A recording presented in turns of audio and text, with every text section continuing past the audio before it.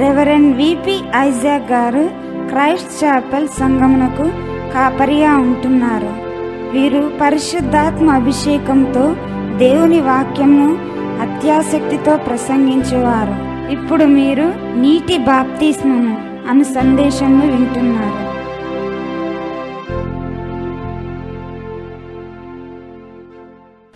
We are going to see how water baptism is a very meaningful requirement that God has placed for any person who accepts him into his life or her life. ఈ నీటి బాప్తిస్మ అనేటువంటిది దాని యొక్క ప్రాముఖ్యత ఏమిటి అనేటువంటిది ఇది మనం చూడబోతూ ఉన్నాం. To obey so that the full benefits of the new covenant and the reality of the new covenant is realized in their lifetime.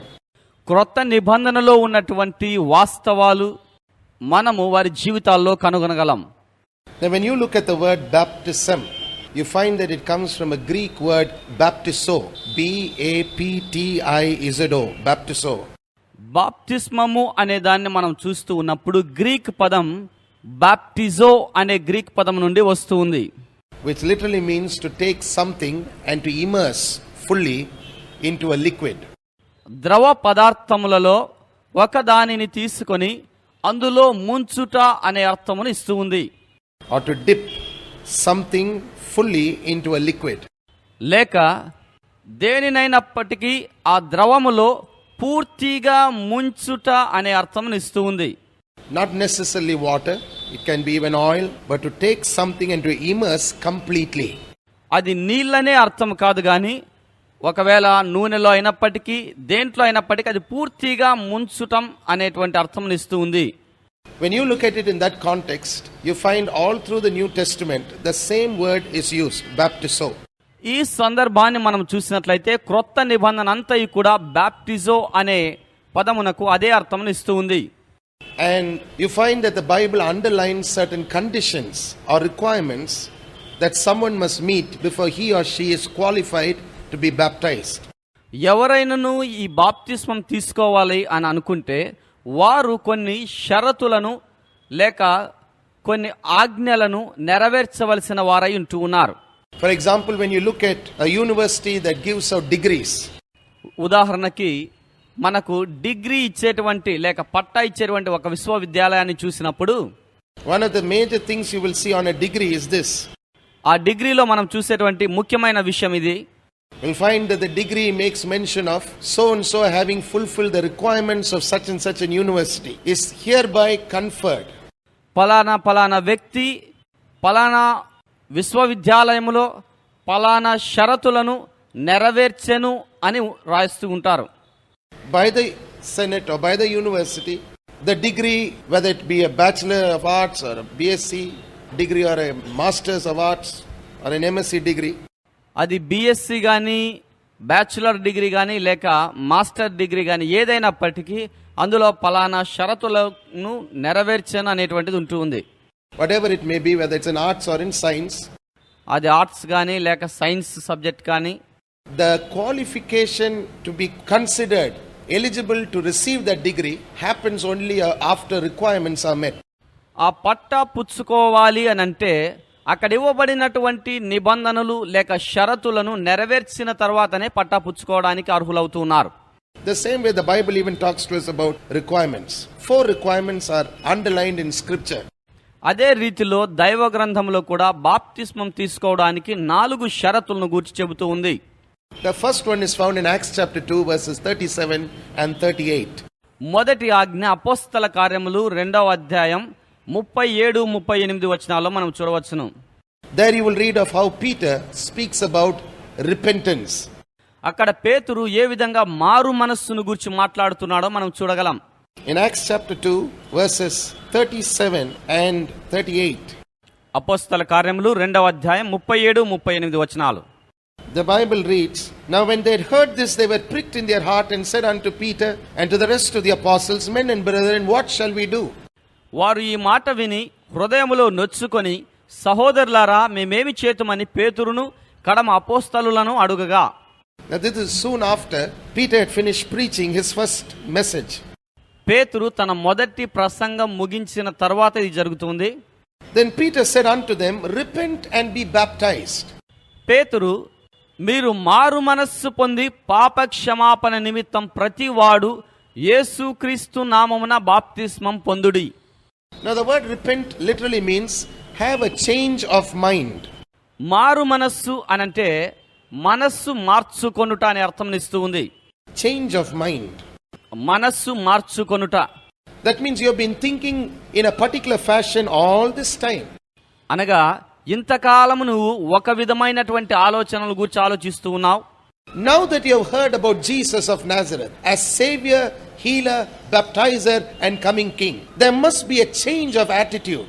ఇప్పుడు నజరేయుడైనటువంటి యేసును గూర్చి విని ఆయన రక్షకుడు, ఆయన స్వస్థపరచువాడు, ఆయనే యజమానుడు అనేటువంటిది నువ్వు ఒప్పుకుంటూ ఉన్నావు. Repent. మారు మనస్సు. And after you have had a change of an attitude, be baptized. మనస్సు మార్చుకున్న తరువాత బాప్తిస్మం పొందుడి అని అంటున్నాడు. Every one of you in the name of Jesus Christ for the remission of sins. పాప క్షమాపణ నిమిత్తం ప్రతివాడు యేసుక్రీస్తు నామమున బాప్తిస్మం పొందాలి. And you shall receive the gift of the Holy Ghost. అప్పుడు మీరు పరిశుద్ధాత్మ అను వరమును పొందుదురు. So number one, you repent. మొదటిది మారు మనస్సు. Then you be baptized in the name of Jesus Christ. తరువాత యేసుక్రీస్తు నామములో బాప్తిస్మం పొందటం. Now the reason why this word Jesus Christ is mentioned is to show us that in Jesus resides the entire Godhead. యేసుక్రీస్తు అని చెప్తూ ఉన్నప్పుడు ఈ యేసుక్రీస్తు అనగా దేవుని యొక్క దైవత్వమంతయు కూడా ఇందులో ఇమిడి ఉంటూ ఉంది. It is not talking about a Jesus only baptism. యేసులో మాత్రమే బాప్తిస్మం పొందాలనే దాని గురించి మాట్లాడుటలేదు. So if you are writing it down, please write it down like that. రాసుకోవాలనుకుంటే రాసుకోనండి. It says every one of you in the name of Jesus Christ. Why? ప్రతి వాడును యేసుక్రీస్తు నామమున అని ఉంటున్నది. ఎందుకు? Because the Jesus Christ that you see Peter referring to here is talking about the one who was risen from the grave. ఇక్కడ పేతురు మాట్లాడుతూ ఉన్నటువంటి యేసుక్రీస్తు అనేటువంటి ఆయన మరణము నుండి లేచిన వాడుగా చెప్పబడుతూ ఉన్నాడు. By an act of God the Father, తండ్రి అయిన దేవుని మూలముగాను, in sending God the Holy Spirit, పరిశుద్ధాత్మను పంపుట ద్వారా, into where Jesus was for those 3 days and 3 nights and then bringing him back from the grave. యేసు అక్కడ ఉన్నటువంటి 3 రాత్రులు 3 పగలు పరిశుద్ధాత్మను అక్కడ ఉంచి దాని తర్వాత ఆ మరణం నుండి తిరిగి లేపుతూ ఉన్నారు. Victorious to be the savior of the world. లోకమును రక్షించేటువంటి విజయశీలుడుగా అతన్ని లేపుతూ ఉన్నారు. So this is not a reference to the Jesus only baptism like some people say a man must be baptized only in Jesus name. ఇదేదో కొంతమంది చెబుతూ ఉన్నట్టుగా యేసు నామములో మాత్రమే బాప్తిస్మం పొందాలనే దాని గురించి మాట్లాడటం లేదు. So if you are baptized in the name of the Father and the name of the Son and in the name of the Holy Ghost, it's not valid. వారు ఏమంటారంటే తండ్రి నామములోను కుమారుని యొక్క నామములోను పరిశుద్ధాత్మని యొక్క నామములోను బాప్తిజం ఇస్తే అది చాలదు అని అంటారు. No, that's not what this verse is talking about. ఈ వచనము దాని గురించి మాట్లాడటం లేదు. Because then soon after that he says, you be baptized in the name of Jesus Christ for the remission of sins and you shall receive the gift of the Holy Ghost. ప్రతి వాడును పాప క్షమాపణ నిమిత్తము యేసుక్రీస్తు నామమున బాప్తిస్మం పొందుడి, అప్పుడు మీరు పరిశుద్ధాత్మను వరమును పొందుదురు. Highlight it please. దాన్ని అండర్లైన్ చేసుకోనండి. So receiving the baptism of the Holy Spirit is a gift. పరిశుద్ధాత్మ బాప్తిస్మం పొందడం అనేటువంటిది ఒక వరం. It is not based on your works. అది మీ క్రియలను బట్టి కాదు. It is a gift given to a man on the basis of the generosity of the giver. ఇచ్చేవాని యొక్క దాతృత్వమును బట్టి ఇవ్వబడిన ఒక వరము. In this context, it's God Almighty. ఈ సందర్భములో దేవుడు సర్వశక్తిమంతుడు. He gives of His Spirit to His people and His giving is based on His character and His nature. ఆయన ఈ వరమును తన ప్రజలకు తన యొక్క గుణము తన యొక్క స్వభావమును బట్టి ఇస్తూ ఉన్నాడు. So the first condition you see here is the condition of repentance. ఇక్కడ మొదటి షరతు ఉంటుంది, అది మారు మనస్సు పొందుట. Now the second condition you find that the Bible talks about is found in Mark's Gospel chapter 16. రెండవ షరతు ఉంటుంది మార్కు సువార్త 16వ అధ్యాయంలో ఉంటుంది. And Let's read verses 15 and 16. 15-16 వచనాల్లో మనం చూడవచ్చును. Mark 16, verses 15 and 16. మార్కు సువార్త 16వ అధ్యాయం 15-16 వచనాలు మనం చదువుకుందాం. And he said unto them, Go ye into all the world and preach the gospel to every creature. మీరు సర్వలోకమునకు వెళ్లి సర్వ సృష్టికి సువార్తను ప్రకటించుడి. Now this is Jesus' final words to his disciples.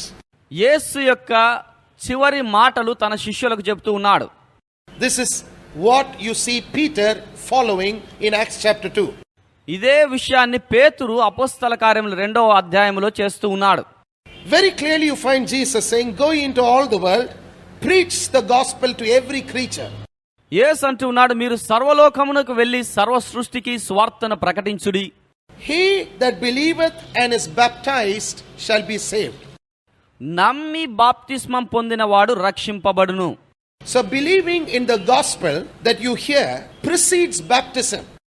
నీవు విన్నటువంటి ఆ సువార్తను నమ్ముట అనేటువంటిది బాప్తిస్మమునకు ముందు జరుగుతూ ఉంది. When you look at it in this context, you see that Jesus said something else also. ఈ సందర్భంలో మనం చూస్తే యేసు మరొక విషయాన్ని చెప్తూ ఉన్నాడు. He says, But he that believeth not shall be damned. నమ్మని వానికి శిక్ష విధింపబడును అంటూ ఉన్నాడు. He doesn't even talk about baptism for an unbeliever. అవిశ్వాసిని గూర్చి అతని యొక్క బాప్తిస్మమును గూర్చి మాట్లాడుటలేదు. So anyone who says, I want to be baptized, must have heard the gospel and then submit to this important rite called baptism. బాప్తిస్మం తీసుకోవాలి అని అనుకునేటువంటి వ్యక్తి మొదట స్వార్థను వినాలి, దానిని నమ్మి దాని తర్వాత బాప్తిస్మం అనేటువంటి కార్యక్రమంలోనికి రావాలి. Now, what is the gospel? సువార్త అనగా ఏమిటి? The gospel is summarized like this. సువార్తను ఈ విధంగా చెప్పవచ్చును. Jesus came into this world to die for the sins of men on the cross.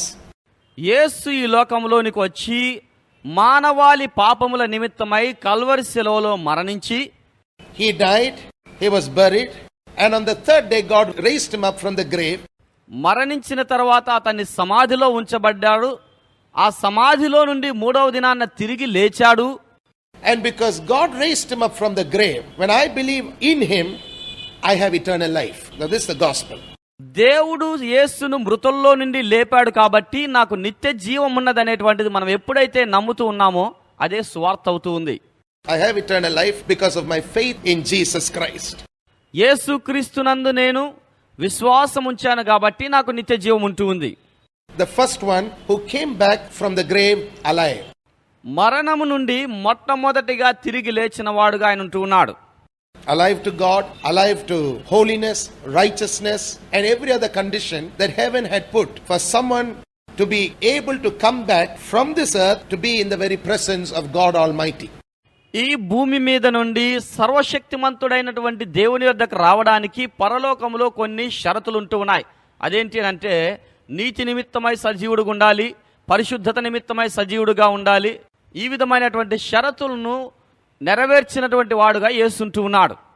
So the Bible tells us here, he that believeth and is baptized shall be saved, but he that believeth not shall be damned.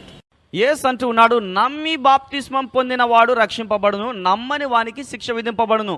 When you look at it in this context again, you see something else also. ఈ సందర్భంలో మనం చూస్తే మరొకటి చూడగలం.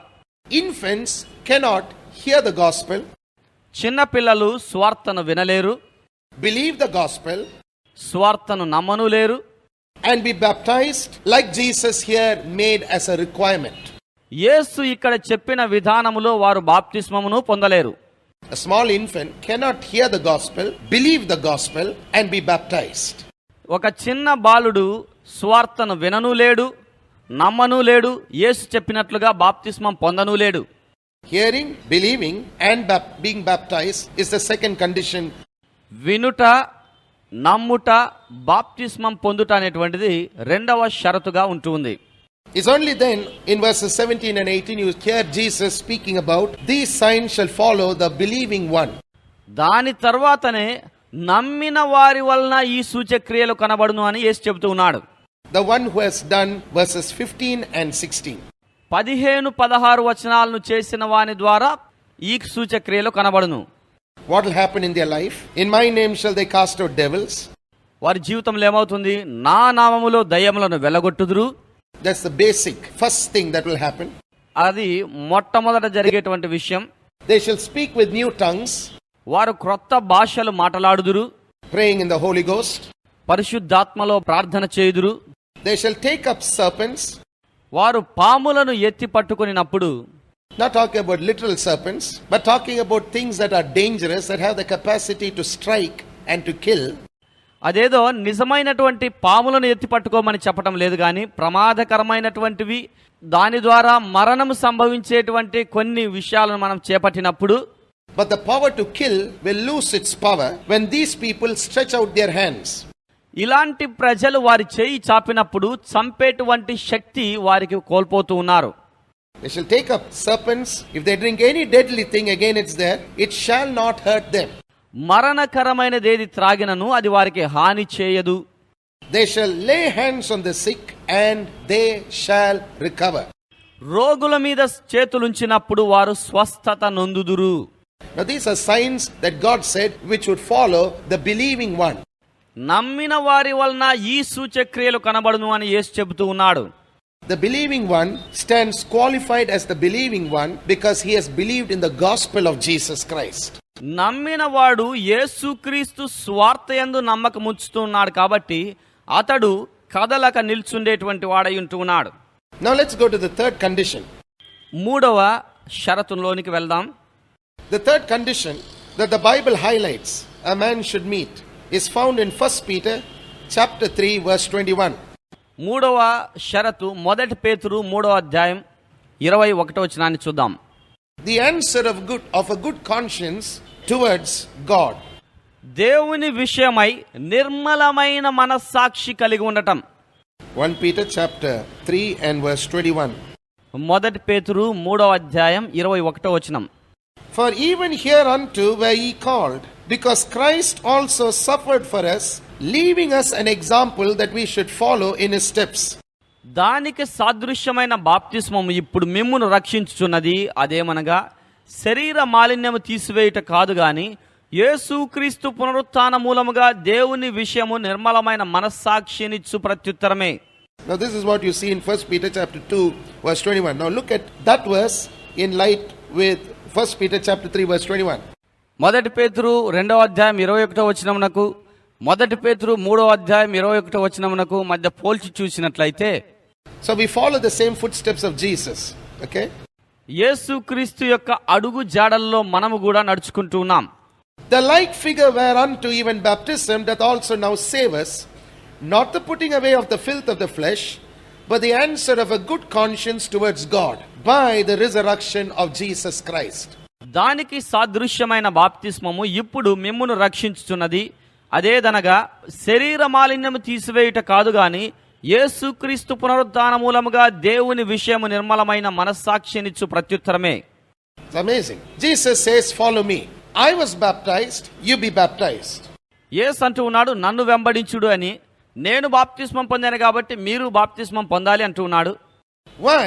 Because baptism is not like taking a bath. ఎందుకు అనగా బాప్తిస్మం ఏదో స్నానం చేసినట్లు కాదు. When you take a bath, you wash yourself of the filth of this world. It's a physical cleansing that takes place. నీవు స్నానం చేసినప్పుడు నీ శరీరములో ఉన్నటువంటి మాలిన్యము తీసివేస్తూ ఉంది. But water baptism is not like taking a bath, but rather it has to do with obedience to what you read a little earlier in 1 Peter chapter 2 verse 21. అయితే బాప్తిస్మం తీసుకోవడం అనేటువంటిది ఏదో స్నానం చేసి శరీరాన్ని కడుక్కున్నట్లుగా కాదు గాని మొదటి పేతురు 2వ అధ్యాయం 21వ వచనంలో చెప్పినట్లుగా క్రీస్తు యొక్క అడుగు జాడల్లో నడుచుకున్నట్లుగా మనం చేస్తూ ఉన్నాం. I am obeying Jesus. I am following in his footsteps. I am being like him because I see he did something, I want to do likewise. నేను యేసునకు విధేయత చూపిస్తూ ఉన్నాను. ఆయన చేయమని ఒకటి చూపించాడు కాబట్టి నేను ఆయన మాటకు విధేయత చూపిస్తూ ఉన్నానని చెప్తూ ఉన్నాం. The answer of a good conscience towards God. దేవుని ఎడల నిర్మలమైనటువంటి మంచి మనస్సాక్షి కలిగి ఉండుట అనే దానికి జవాబు, Till now you don't have a good conscience. The Bible says a man who is not born again has a dead conscience. ఇంతవరకు నీకు మంచి మనస్సాక్షి లేదు అని బైబిల్ చెబుతూ ఉంది. తిరిగి జన్మించిన వానికి మృత మనస్సాక్షి కలిగి ఉంటూ ఉన్నాడట. A conscience that is dead to God. He cannot hear from God. దేవుని విషయమై మృతమైన మనస్సాక్షి కలిగిన వాడు దేవుడు చెప్పింది వినలేడు. But when you accept Jesus Christ into your life and you are born again into the kingdom of God, you become a new creature or a new creation. ఎప్పుడైతే నువ్వు యేసుక్రీస్తుని సొంత రక్షకునిగా అంగీకరించి నీవు దేవునిని అంగీకరిస్తూ ఉన్నావో నీవు నూతన సృష్టిగా మార్చబడుతూ ఉన్నావు. Now on the inside of you is a conscience that is sensitive to God. నీలో దేవుని గూర్చినటువంటి ఒక మనస్సాక్షి ఉంటూ ఉంది. There is an answer that comes out from the inside of you. నీలో నుండి ఒక జవాబు రానయుంటూ ఉంది. In the Old Testament, God had so ordained it that men would be circumcised as a sign of the old covenant. But it was only something that related to men. పాత నిబంధనలో ఒక మంచి సూచన ఉంటూ ఉంది. దేవుని ప్రజలైనటువంటి వారు అని చెప్పుకోవడానికి పురుషులు వారు సున్నతి పొందవలసినటువంటి వారై ఉంటూ ఉన్నారు. అయితే ఇది పురుషులకు మాత్రమే ఉంటూ ఉంది. But in the new covenant, God has placed a sign that every man and woman can come under. అయితే క్రొత్త నిబంధనలో ప్రతి స్త్రీయు ప్రతి పురుషుడు కూడా ఈ యొక్క నిబంధనలోనికి రావచ్చు అని దేవుడు చెబుతూ ఉన్నాడు. A new sign of the new covenant. క్రొత్త నిబంధన యొక్క నూతన గుర్తై ఉంటూ ఉంది ఇది. And under this sign, when people come, it shows really that they belong to Jesus. ఈ యొక్క గుర్తు కింద ప్రజలు వచ్చినప్పుడు వారు యేసుకు చెందిన వారు అని చూపిస్తూ ఉంది. For example, in our land, we have signs that symbolizes marriage. When a woman gets married, she wears a thali or she wears a wedding band. ఉదాహరణకి మన దేశంలో ఒక స్త్రీకి వివాహమైనప్పుడు ఒక ఉంగరమో లేక తాళి అనేటువంటిది ఉంటూ ఉంది. తాళిని చూసినప్పుడు ఓహో ఈమె వివాహమైనది అని తెలుస్తూ ఉంది. People who see that immediately recognize something. This person is no longer someone who's open for courting by someone else who is unmarried. ప్రజలు ఆమెను చూచినప్పుడు ఈమె మెడలో మంగళసూత్రం ఉండడంను చూచి ఈమెకు ఇంతకు మునిపే వివాహమైనది కాబట్టి ఇంకొకరు వివాహం చేసుకోవడానికి వీలు లేదు అని తెలుసుకుంటారు. Why? Because she belongs to someone else and God honors it, believe me. ఎందుకు అనగా ఆమె మరి ఒకరికి చెందినటువంటిది, దేవుడు దాన్ని గణపరుస్తూ ఉన్నాడు. Amen. Amen. God honors it. God sees the act of faith in the confession of vows that are made during marriage time, and then he honors the sign that people take on themselves to show that they are no more single people. ఈ యొక్క మంగళసూత్రమును దేవుడు చూచినప్పుడు, వివాహములో వారు చేసుకున్నటువంటి నిబంధనలు చూచినప్పుడు దేవుడు దాన్ని చూస్తూ దాన్ని గూర్చి దాన్ని గణపరుస్తూ ఉన్నాడు. ఎందుకనగా వారు ఒకరికొకరు ఈ గుర్తులు పెట్టుకుంటూ ఉన్నారు. Now they are married. They belong to someone else. ఇప్పుడు వారికి వివాహమైనది, వారు ఒకరికొకరు చెందిన వారై ఉంటూ ఉన్నారు. Similarly, water baptism symbolizes who you belong to. అదే రీతిలో నీటి బాప్తిస్మం కూడా నీవు ఎవరికి చెంది ఉన్నావు అనేటువంటిది చూపిస్తూ ఉంది. You don't belong to yourself. You don't belong to the world. No more has Satan right over your life because now you belong to Jesus. Hallelujah. నీవు నీ సొత్తు కాదు, లేక సైతాను యొక్క సొత్తు కాదు. ఎందుకనగా నీవు ఇప్పుడు యేసు సొత్తు కాబట్టి సైతాను నీ మీద ప్రభుత్వం చేయలేడు. హల్లెలూయా. See, it's an open confession of the inner faith you have. You're saying, I'm not ashamed to say, Jesus is my Lord, my Savior, but above all, my husband. నీకు అంతరంగంలో ఉన్నటువంటి ఆ యొక్క విశ్వాసము చూపిస్తూ ఉంది. యేసు నా ప్రభు, నా రక్షకుడు, నా యొక్క భర్త అని నువ్వు చెబుతూ ఉన్నావు. Hallelujah. Hallelujah. And finally, the fourth one, or the fourth requirement, is found in Matthew's Gospel, chapter 28 and verse 19. నాలుగవ షరతు మత్తయి సువార్త 28:19 వచనంలో మనం చూడవచ్చును.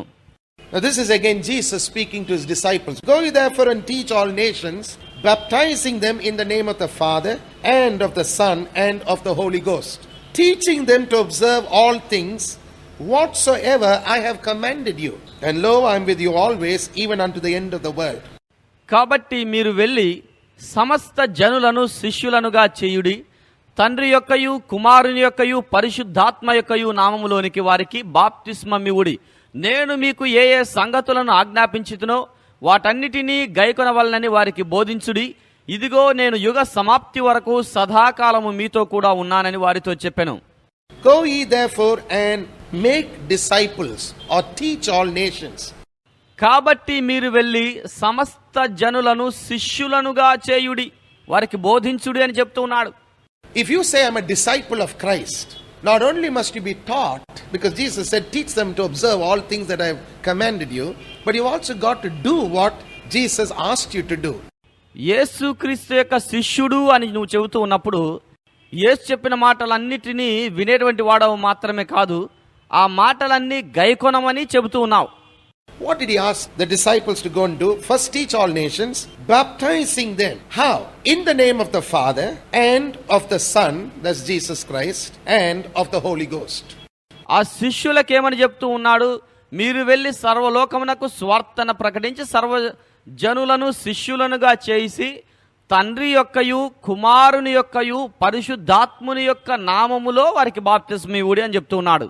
Now, in the light of what we have already seen, that Peter said, be baptized in the name of Jesus Christ, and you put it together with Matthew 28, you see the fullness of the Godhead in this one act, an act of obedience on your part. అపోస్తల కార్యములు 2వ అధ్యాయంలో పేతురు ఇంతకు మునుపు చెప్పినట్లుగా యేసుక్రీస్తు నామములు అనేటువంటిది ఇదే వచనమును ఇక్కడ యేసు తండ్రి కుమార పరిశుద్ధాత్మ ఈ ముగ్గురు కలిగినటువంటి దైవత్వమును చూపించే రీతిలో చెప్తూ ఉన్నాడు. God is fully standing and saying, I back you fully. దేవుడు తన దైవత్వం అంతటితో కూడా నిలబడి చెప్తూ ఉన్నాడు, నేను నీకు ఉంటూ ఉన్నాను, నువ్వు చెయ్యి అంటూ ఉన్నాడు. Now, just before we close, I want to tell you a couple of things also here. ముగించుకోవడానికి ముందు కొన్ని విషయాలు మీకు చెప్పాలని అనుకుంటూ ఉన్నాను. Remember what we read from 1 Peter chapter 2 verse 21, how Jesus set for us an example. మొదటి పేతురు 2వ అధ్యాయం 21వ వచనంలో యేసు ఏ విధంగా మనకు ఒక మాదిరిని ఉంచిపోయాడు అనేటువంటిది జ్ఞాపకం ఉంచుకోనండి. Now that example you will see fully underlined for us in Matthew's gospel, where you see Jesus himself introducing to us what Christian baptism is all about. ఆ యొక్క ఉదాహరణను మత్తయి సువార్తలో యేసు క్రైస్తవ బాప్తిస్మం అనేటువంటిది ఏమిటనేటువంటిది పూర్తిగా చెబుతూ ఉన్నాడు. Remember, during the time of Jesus, people were baptized, but they were never baptized in his name. They were baptized in the name of Yahweh. పాత నిబంధన కాలంలో కూడా ప్రజలు బాప్తిస్మం పొందారట. అయితే ఈ నామములో బాప్తిస్మం పొందలేదు కానీ యెహోవా నామములో బాప్తిస్మం పొందారు. Now wonder when Peter spoke about be baptized in the name of Jesus, he was trying to draw a distinction between the baptism of John and Christian baptism. పేతురు యేసుక్రీస్తు నామములో బాప్తిస్మం పొందుడి అని చెబుతూ ఉన్నప్పుడు బాప్తిస్మం ఇచ్చు యోహాను ఇచ్చినటువంటి బాప్తిస్మమునకు క్రైస్తవ బాప్తిస్మమునకు మధ్య ఉన్నటువంటి వ్యత్యాసమును చూపిస్తూ ఉన్నాడు. The baptism of John was not Christian baptism. The baptism of John was very different from Christian baptism. బాప్తిస్మం ఇచ్చి యోహాను ఇచ్చిన బాప్తిస్మము క్రైస్తవ బాప్తిస్మం వంటిది కాదు, అది దీనితో వ్యత్యాసమైనదిగా ఉంటూ ఉంది. The baptism of John was based on not only confession of sins, which you had to do publicly, but also repentance. బాప్తిస్మం ఇచ్చి యోహాను ఇచ్చినటువంటి ఆ బాప్తిస్మం పాప క్షమాపణ నిమిత్తమై మాత్రమే కాదు గాని మారు మనస్సు విషయమై కూడా ఉంటుంది. So you had to stand up and confess all your sins publicly. Then you had to repent publicly. And then John would baptize a man. నీవు లేచి పాపములన్నిటినీ బహిరంగముగా ఒప్పుకున్నప్పుడు పాపములన్నిటికీ యోహాను క్షమాపణ బహిరంగముగా ప్రకటించినప్పుడు దాని తర్వాత యోహాను బాప్తిస్మం ఇస్తాడు. No wonder when he looked at Jesus, he knew Jesus had no sins to confess. So he told Jesus, you shouldn't be baptized by me. I should be baptized by you. అప్పుడు యేసు తన దగ్గరకు వచ్చినప్పుడు యోహాను అంటూ ఉన్నాడు, యేసు నీవు నా చేత బాప్తిస్మం పొందడం కాదు కానీ నేనే నీ చేత బాప్తిస్మం పొందవలసిన వాడనై ఉంటూ ఉన్నాను అంటున్నాడు. In that one symbolic statement that John made, we see that Christian baptism is far bigger than any other baptism. Amen. అతను చెప్పిన ఈ ఒక్క మాటలో క్రైస్తవ బాప్తిస్మం అనేటువంటిది ఇతర బాప్తిస్మముల కంటే ఎంతో గొప్పది అని చూపిస్తూ ఉంది. Because John the Baptist himself acknowledged this to Jesus. ఎందుకనగా బాప్తిస్మం ఇచ్చి యోహానే యేసును గూర్చి ఈ విధంగా చెబుతూ ఉన్నాడు. In Matthew's Gospel chapter 3 verses 6, 7 and 8, you will see what the baptism of John was. మత్తయి సువార్త 3వ అధ్యాయం 6, 7, 8 వచనాల్లో మనం చూడవచ్చు యోహానిచ్చినటువంటి బాప్తిస్మం ఎలాంటిది అని. Again, in Matthew's Gospel, chapter 3, verse 13 onwards, you read about the introduction of Christian baptism. మత్తయి సువార్త 3వ అధ్యాయం 16వ వచనం నుండి క్రైస్తవ బాప్తిస్మమును పరిచయం చేయడం మనం అక్కడ చూడగలం. Then cometh Jesus from Galilee to Jordan unto John to be baptized of him. But John forbade him, saying, I have need to be baptized of thee, and comest thou to me? అందుకు యోహాను, నేను నీ చేత బాప్తిస్మం పొందవలసిన వాడనై ఉండగా నీవు నా యొద్దకు వచ్చుచున్నావా అని ఆయనను నివారింపచూచెను. And Jesus answering said unto him, Suffer it to be so now, for thus it becometh us to fulfill all righteousness. Then he suffered him. The word us is talking about you and me. యేసు ఇప్పటికి కానిమ్ము నీతి యావత్తు ఇలాగు నెరవేర్చుట మనకు తగియున్నదని అతనికి ఉత్తరమిచ్చెను గనుక అతడలాగు కానిచ్చెను. Now Jesus is saying this is the pattern of Christian baptism. What? యేసు అంటున్నాడు క్రైస్తవ బాప్తిస్మము ఈ విధానములో ఉండాలి అని చెబుతూ ఉన్నాడు. Inner righteousness expressed by an outer act of obedience. నీతి యావత్తు నెరవేర్చులాగునంటే బహిరంగముగా దానిని విధేయత చూపిస్తూ ఉన్నాడు. He never came and confessed any sin because there was no sin for him to confess, nor have you. యేసు జీవితంలో ఎటువంటి పాపము లేదు కాబట్టి అతడు వచ్చి పాపములు ఒప్పుకోవాల్సిన పని లేదు. నీ జీవితంలో కూడా అంతే. What do you mean, pastor? Well, the Bible says if any man be in Christ, he is a new creature. ఏంటి పాస్టర్ గారు అని మీరు అడగొచ్చు. అయితే దైవ గ్రంథం సెలవిస్తూ ఉంది, ఎవడైనను క్రీస్తునందున్నాడెలా అతడు నూతన సృష్టి అని. On the inside of you, you are a new man. Old things are passed away. Behold, all things are become new. నీ అంతరంగములో నీవు నూతన పురుషుడవు, పాతవి గతించెను, సమస్తమును క్రొత్తవాయను అని ఉంటుంది. Then 2 Corinthians 5:21, in that same chapter, after he has spoken about becoming a new creature, it says, For he became sin who knew no sin, that you might be made the righteousness of God in him.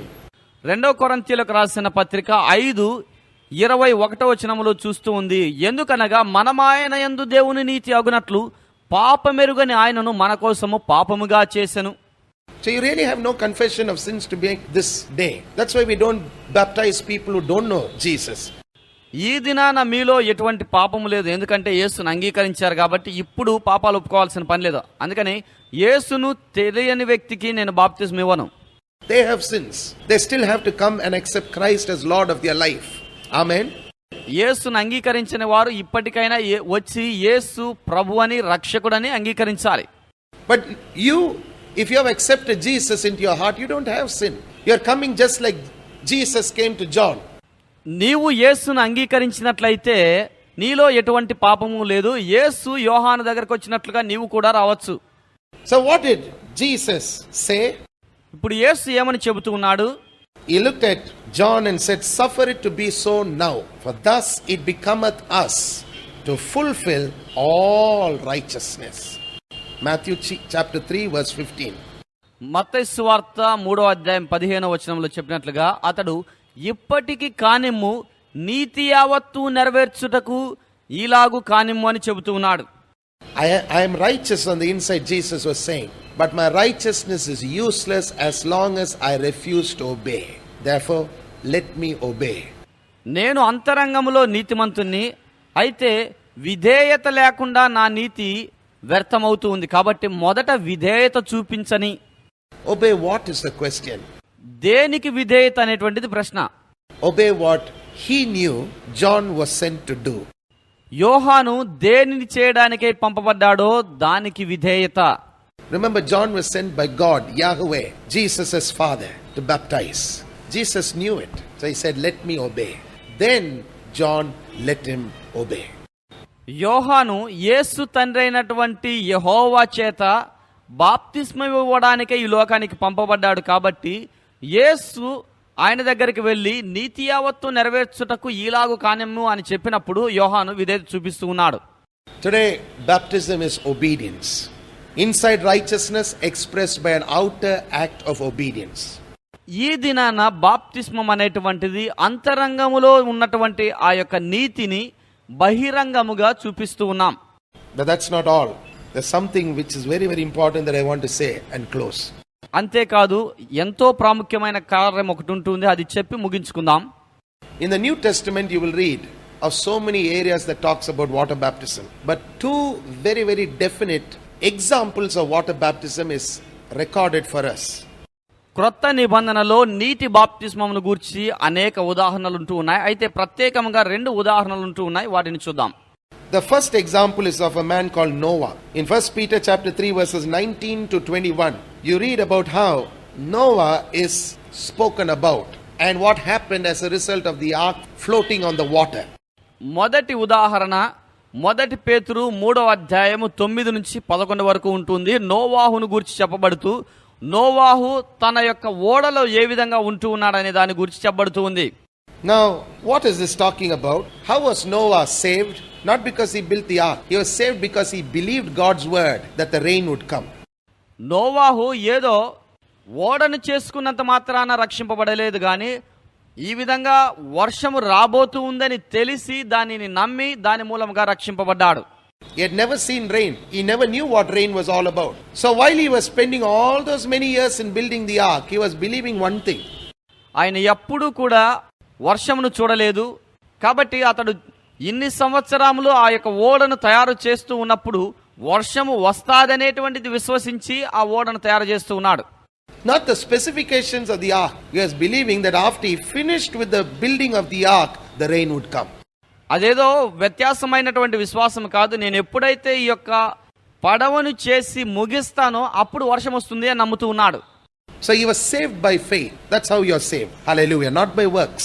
You are saved by faith in Jesus Christ. అతడు యేసుక్రీస్తునందు విశ్వాసం ఉంచుట మూలముగా రక్షింపబడ్డాడు, అంతేగాని క్రియల మూలముగా కాదు. Not because I'm a good Christian or I'm a bad Christian. No. You are saved because you believe in Jesus as Savior. నువ్వు మంచి క్రైస్తవుడువా చెడ్డ క్రైస్తవుడు అనే దానిని బట్టి కాదు గాని నువ్వు యేసుక్రీస్తునందు విశ్వాసం ఉంచావు కాబట్టి నువ్వు రక్షింపబడ్డావు. But then the waters came. And what did the waters do? The Bible says the waters made the ark rise. నీరు ఈ యొక్క పడవ తేలునట్లుగా చేస్తూ ఉందట. ఈ నీరు దేనిని చూపిస్తూ ఉంది? The others drowned. This man, his family who were in the ark were saved. The ark was symbolic of the belief in God's word. ఇతరులందరూ మునిగిపోయి చనిపోయారు, కానీ నోవాహు తన కుటుంబమంతయు కూడా దేవుని యందు విశ్వాసం ఉంచి ఉన్నారు కాబట్టి వారు రక్షింపబడ్డారు. The water separated believer from unbeliever. ఈ నీరు అనేటువంటిది విశ్వాసికి అవిశ్వాసిని వేరు చేస్తూ ఉన్నది. Believer from unbeliever. No wonder the devil hates this. He will fight it tooth and nail. He will even use people in official positions to fight this act of baptism. Because baptism really separates you from the world. విశ్వాసికి అవిశ్వాసికి మధ్య ఈ యొక్క బాప్తిస్మము వ్యత్యాసం చూపుతూ ఉంది. అందుకని దయ్యము దానిని ద్వేషిస్తూ ఉంది కాబట్టి అధికారములో ఉన్నటువంటి ప్రజలను ఉపయోగించుకొని ఈ యొక్క బాప్తిస్మా కార్యక్రమం అనేటువంటి దానిని ఆపివేయాలి అని చూస్తూ ఉంది. He'll fight you like anything. దానికి వ్యతిరేకంగా దయ్యం పోరాడుతూ ఉంది. The second example, and we'll close. రెండవ ఉదాహరణ చూసుకొని ముగించుకుందాం. Israel, as they passed through the Red Sea. 1 Corinthians chapter 10. How were the Israelites saved? Not because they jumped into the Red Sea. They were saved by faith in the blood. ఇశ్రాయేలీలు ఎర్ర సముద్రమును దాటి వెళ్ళినప్పుడు వారు రక్షింపడ్డారు, ఏదో సముద్రంలోనికి దూకినందును బట్టి కాదు. So they were saved by faith in the blood first. While they were in Egypt, death did not get a hold of them. వారు ఐగుప్తులో ఉన్నప్పుడు మొదట రక్తమునందు విశ్వాసం ఉంచారు, దాని తర్వాతనే ఎర్ర సముద్రంలో రక్షింపబడ్డారు.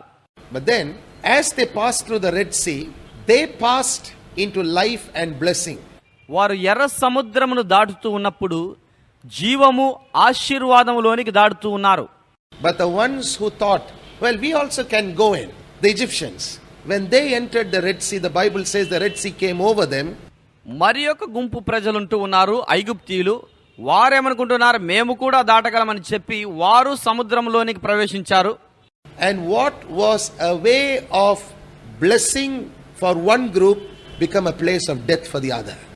ఒక గుంపు ప్రజలకు ఆశీర్వాదకరముగాను మరి ఒక గుంపు ప్రజలకు మరణముగాను చేసినటువంటిది ఏమిటి? The Egyptians were killed. The Israelites were saved. ఐగుప్తీయులు చంపబడ్డారు, ఇశ్రాయేలీయులు రక్షింపబడ్డారు. Today I'll tell you something. The power of darkness over your life, listen very, very carefully. The power of darkness over your life is forever broken. నీ జీవితములో అంధకార శక్తి అనేటువంటిది ఎల్లప్పటికీ నిత్యము విరిచివేయబడినది. The devil cannot come and lie to you and make you believe that he is a somebody in your life any longer. He is a nobody in your life. దయ్యము నిన్ను మోసగించలేదు. నీ జీవితంలో వచ్చి నేనేదో చేస్తాను అని చెప్పను లేదు. వాడు ఏమీ చేయలేని వాడై ఉంటున్నాడు. Because the Egyptians are symbolic of demonic powers. ఎందుకనగా ఐగుప్తీయులు దయ్యపు శక్తులకు గుర్తుగా ఉంటూ ఉన్నారు. So water baptism is not just an ordinary matter. For the Christian believer it's a very important day, a time and a period. నీటి బాప్తిస్మం అనేటువంటిది ఒక సాధారణమైన విషయం కాదు. యేసునందు విశ్వాసం ఉంచిన వారికి నీటి బాప్తిస్మం అనేటువంటిది ఒక ప్రాముఖ్యమైనటువంటి సమయం, ప్రాముఖ్యమైనటువంటి దినము, ప్రాముఖ్యమైనటువంటి సంభవముగా ఉంటుంది. From which he can clearly say, from this point onwards I knew on the inside of me the devil was completely defeated in my life. ఆ సమయము నుండి అతడు ఈ సమయము నుండి దయ్యము నా జీవితంలో పూర్తిగా నిర్మూలము చేయబడినది అని చెప్పగలడు. Hallelujah. Hallelujah. I've seen people healed after they've taken water baptism, just like that, just healed. కొంతమంది నీటి బాప్తిస్మం తీసుకున్న తర్వాత అలాగే స్వస్థత నొందారు. I've seen people's situations turn around. ఈ బాప్తిస్మం తీసుకున్న తర్వాత ప్రజల యొక్క జీవితాలు మార్చబడటము నేను చూస్తూ ఉన్నాను. I knew of one man who had a drink problem. He was an important police official. ఒక పోలీస్ అధికారికి తాగుడు అనేటువంటి అలవాటు ఒక సమస్యగా మారింది. He had a drink problem. He was spending about 1,400, 1,500 rupees so many years ago, nearly 14, 15 years ago, just supporting a drink problem every month. 14-15 సంవత్సరాలుగా ప్రతి నెల 1,500, 1,600 రూపాయలు తాగుడికే ఖర్చు పెడుతూ ఉన్నాడట. It was so bad that at one time when people came to his house to sing for Christmas, ఒకానొక సమయంలో ఈ క్యారల్స్ వెళ్ళినప్పుడు వాళ్ళ ఇంటికి క్రిస్మస్ దినాన ప్రజలు పాటలు పాడడానికి వెళ్ళారట. he was lying there in the sitting room fully drunk, sleeping. He didn't even know that the people went round and round and round the bed singing, trying to wake him up. He was sleeping well. తాగి హాల్లో పడి ఉన్నాడట. అతని చుట్టూ తిరుగుతూ వారు పాటలు పాడుతూ ఉన్నారు అతన్ని లేపాలని, కానీ అతడు ఎంత మాత్రము లేవలేదు. His wife tried so many things. They tried prayer, they tried this, they tried that, till finally he just said, well, let me just obey the Lord. అతని భార్య అనేక కార్యములు చేస్తూ ఉందట. ప్రార్థన చేయించింది, అది చేయించింది, ఇది చేసి ఏది జరగలే. చివరికి వాక్యమునకు విధేయత చూపించని అని అనుకుందట. He obeyed the Lord. The next moment he found himself completely delivered from a drink problem. ఎప్పుడైతే ఆమె ప్రభువుకు లోబడిందో ఆ క్షణమే అతడు పూర్తిగా ఆ తాగుడు వ్యసనం నుండి బయటపడ్డాడు. Just the other day I was just watching the television channel. I saw his son singing on the TV. నేను ఒక దినాన టీవీ చూస్తూ ఉన్నప్పుడు అతని కుమారుడు టీవీలో పాటలు పాడుతూ ఉన్నాడు. That's the kind of power this act of obedience has in the life of the Christian believer. క్రైస్తవ విశ్వాసి జీవితంలో విధేయత చూపించడం మూలముగా ఇటువంటి శక్తి అతనికి లభిస్తూ ఉంది. So this is what will happen when you enter the water baptism tank. నీవు నీటి బాప్తిస్మములోనికి ప్రవేశించినప్పుడు ఇదే జరగనై ఉంటూ ఉంది. You will enter the water baptism tank, and then when I dip you in the water completely, please listen very, very carefully, completely, immerse you fully. You don't have to struggle because you won't even be under the water for more than 1 second.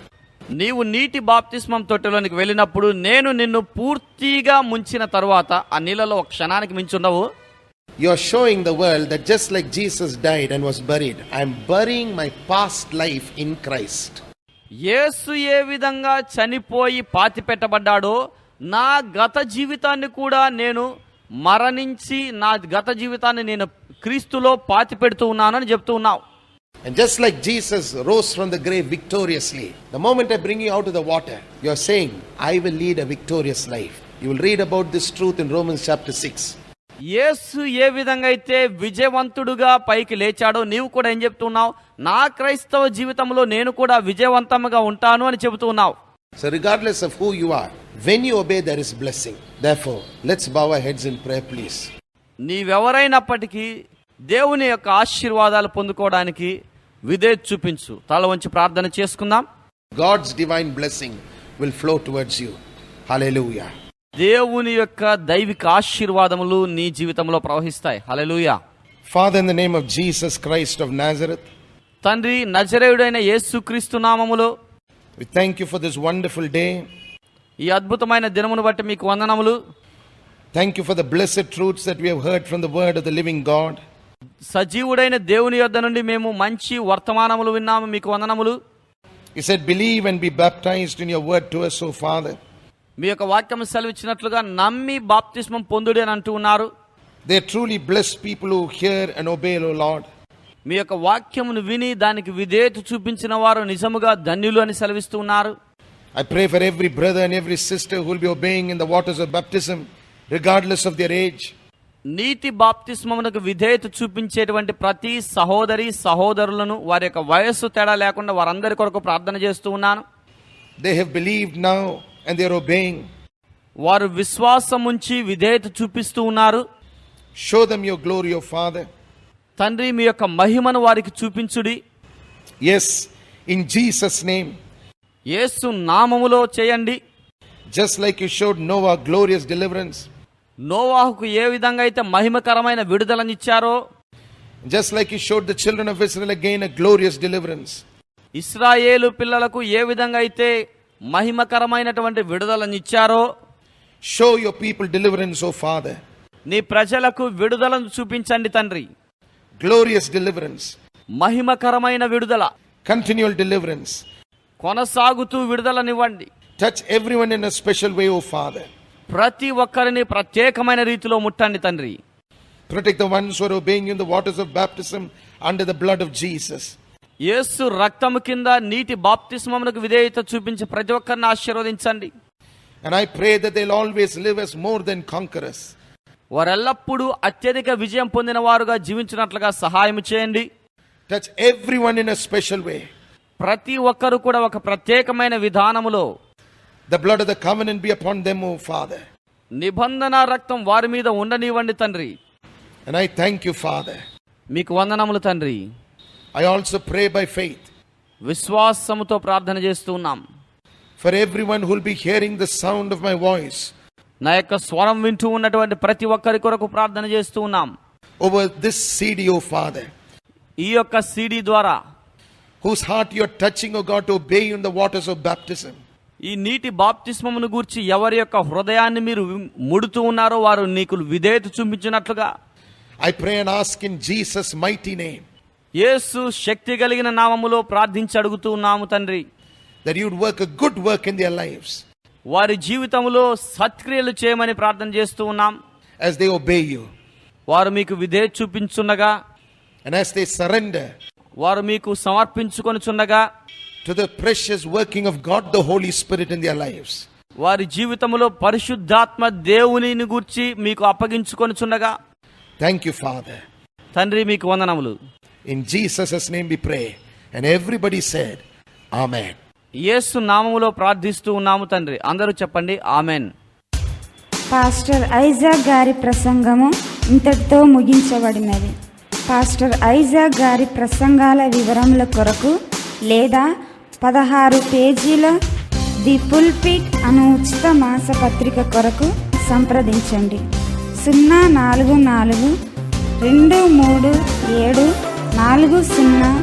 04437400187 లేదా మాకు వ్రాయండి. L Shaddai Christian foundation, post box number 2510, Chennai 600019, Tamil Nadu, India.